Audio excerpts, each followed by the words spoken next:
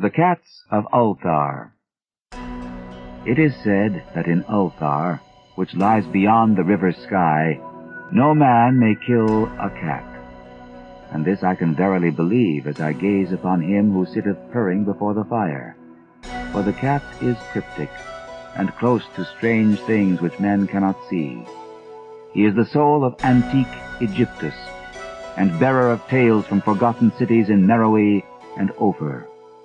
He is the kin of the jungle's lords, and heir to the secrets of hoary and sinister Africa.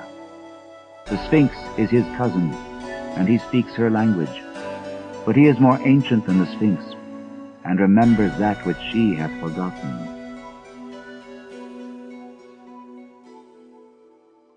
Ulthar, before ever the burgesses forbade the killing of cats, there dwelt an old cotter and his wife, who delighted to trap and slay the cats of their neighbors. Why they did this I know not, save that many hate the voice of the cat in the night, and take it ill that cats should run stealthily about yards and gardens at twilight. But whatever the reason, this old man and woman took pleasure in trapping and slaying every cat which came near to their hovel. And from some of the sounds heard after dark, many villagers fancied that the manner of slaying was exceedingly peculiar. But the villagers did not discuss such things with the old man and his wife, because of the habitual expression on the withered faces of the two, and because their cottage was so small and so darkly hidden under spreading oaks at the back of a neglected yard. In truth, much as the owners of cats hated these odd folk, they feared them more, and instead of berating them as brutal assassins, merely took care that no cherished pet or mouser should stray toward the remote hovel under the dark trees. When through some unavoidable oversight a cat was missed, and sounds heard after dark, the loser would lament impotently, or console himself by thanking fate that it was not one of his children who had thus vanished. For the people of Ulthar were simple, and knew not whence it is all cats first came. One day, a caravan of strange wanderers from the south entered the narrow, cobbled streets of Ulthar. Dark wanderers they were, and unlike the other roving folk who passed through the village twice every year. In the marketplace they told fortunes for silver, and bought gay beads from the merchants.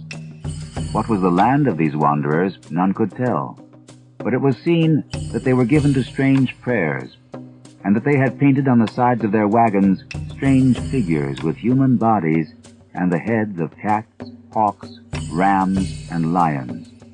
And the leader of the caravan wore a headdress with 2 horns and a curious disk betwixt the horns. There was in this singular caravan a little boy with no father or mother, but only a tiny black kitten to cherish. The plague had not been kind to him. It had left him this small furry thing to mitigate his sorrow.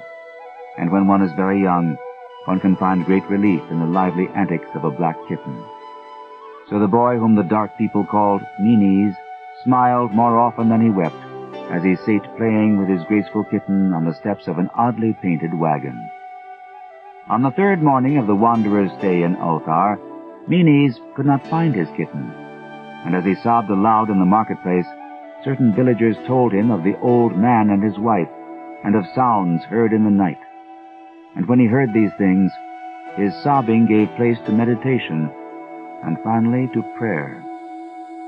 He stretched out his arms toward the sun, and prayed in a tongue no villager could understand, though indeed the villagers did not try very hard to understand, since their attention was mostly taken up by the sky, and the odd shapes the clouds were assuming. It was very peculiar, but as the little boy uttered his petition, there seemed to form overhead the shadowy, nebulous figures of exotic things, of hybrid creatures crowned with horn-flanked discs. Nature is full of such illusions to impress the imaginative.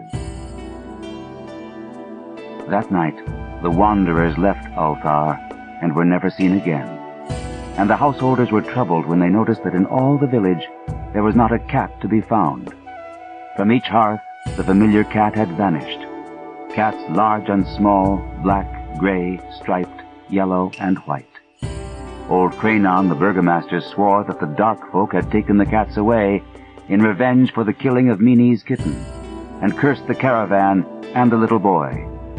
But Nith, the lean notary, declared that the old cotter and his wife were more likely persons to suspect, for their hatred of cats was notorious and increasingly bold.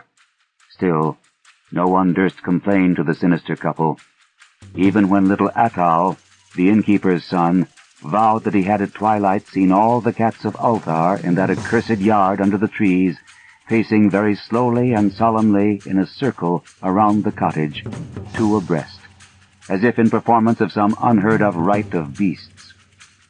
The villagers did not know how much to believe from so small a boy, and though they feared that the evil pair had charmed the cats to their death, they preferred not to chide the old cotter till they met him outside his dark and repellent yard. So Ulthar went to sleep in vain anger. And when the people awaked at dawn, behold, every cat was back at his accustomed hearth. Large and small, black, gray, striped, yellow, and white, none was missing. Very sleek and fat did the cats appear, and sonorous with purring content. The citizens talked with one another of the affair, and marveled not a little.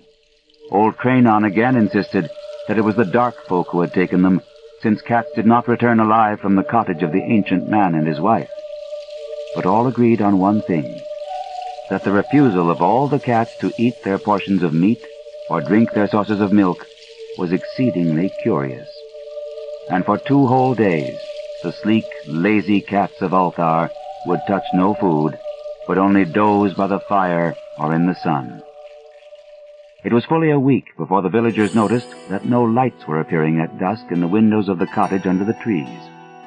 Then the lean Nith remarked that no one had seen the old man or his wife since the night the cats were away.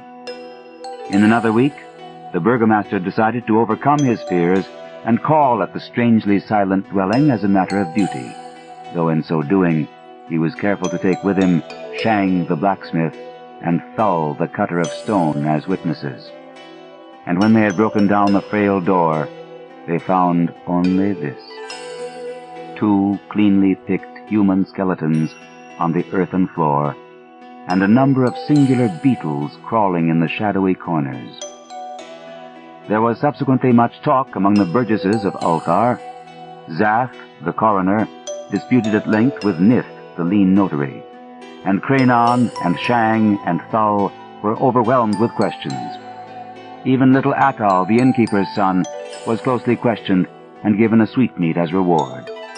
They talked of the old cotter and his wife, of the caravan of dark wanderers, of small Meanies and his black kitten, of the prayer of Meanies and of the sky during that prayer, of the doings of the cats on the night the caravan left, and of what was later found in the cottage under the dark trees in the repellent yard. And in the end, the burgesses passed that remarkable law which is told of by traders in Hatheg and discussed by travelers in Near, namely, that in Ulthar no man may kill a cat.